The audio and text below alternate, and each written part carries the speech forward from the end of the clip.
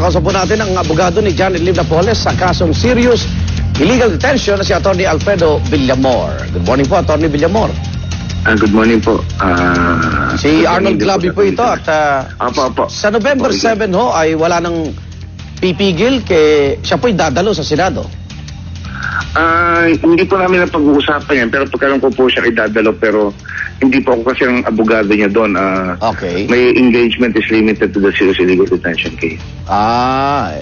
Apo. So ibang abogado yung may hawak dun sa kanyang kaso doon, sa Perth Barrett? Hindi po, at least what I can say is hindi ko po alam kung meron ng ibang abogado. Sa ngayon po hindi ko pa po alam. Kasi wala na si wala na si Atty. Kapunan. Ayun po. Sa inyo po, Atty., ano pong kasong nirepresenta nyo kay Janet Lim? Ayun lang pong yung pong petition for bail dun sa serious illegal detention case. Oho. Pero hindi ba pagkakataon na rin niya maharap yung itong si Ben Harloy sa Senado?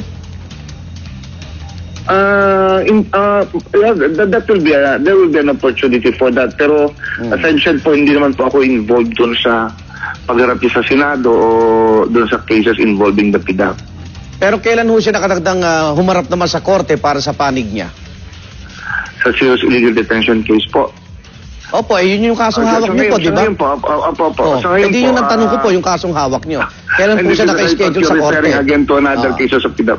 Well, wala pong schedule because we're just waiting for the outcome of the resolution on the petition for bail. Sino na ho ba dapat namin talagang kausapin dito?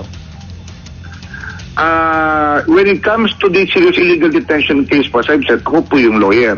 Ikaw. Pagdating po sa PDAP, hindi po ako ang abogado. Kaya nga po, binabalikan ko po. Ni Miss Napoles. Pansira ka ng araw eh. Kaya nga sinasabi ko yung serious illegal detention po, attorney. Kayo ba opisyal nang umaharap na katawan niya? Abogado kayo doon. Oo, kasi tinatanong niyo ako tungkol sa PDAP. Hindi na nga, binago ko na nga. Tawa-tawa ka pa. Binago ko na nga po, binaligan ko na nga po ano pong schedule niya sa korte tungkol sa illegal detention kay Ben Harloy. Sinagot ko na nga po yan. Ang sabi ko po, wala pa po kong schedule. Nalinintay pa po yung outcome ng serious illegal detention case. Pero yung kanyang pagpiyansa po, ano pong latest ngayon doon, Atty. Villamor? Inihintay pa po namin yung outcome ng resolution ng kanyang petition for bail. Sana pala, hindi namin kayo natawa. Okay, sige po, salamat po. Wala akong nakuha sa inyo. Salamat po, Atty. Atty. Alfredo Villamor, abogado po ni Janet Lim Napoles. Salamat po. Marami pang